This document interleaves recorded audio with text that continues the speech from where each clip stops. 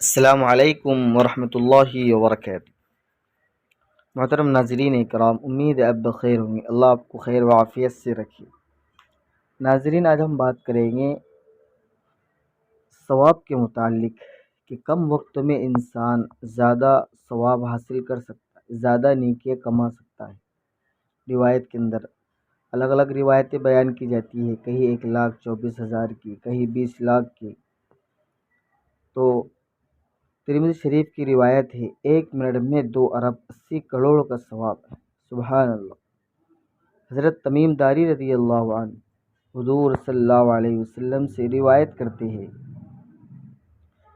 کہ آپ صلی اللہ علیہ وسلم نے ارشاد فرمایا، جو شخص 10 مرتبہ یہ کلمات کہے، جو شخص 10 مرتبہ یہ کلمات کہے تو اللہ تعالیٰ اس کو 4 کروڑ نیکیوں کا ثواب عنایت فرماتے ہیں۔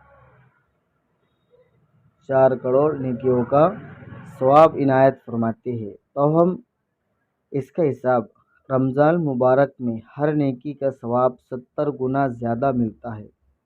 اس اعتبار سے یہ 1 منٹ میں 2 ارب 80 کروڑ کا ثواب، ورنہ تو عام دنوں میں 10 مرتبہ کلمات کہیں گے تو 4 کروڑ نیکیوں کا ثواب ہمیں ملنا ہی ہے۔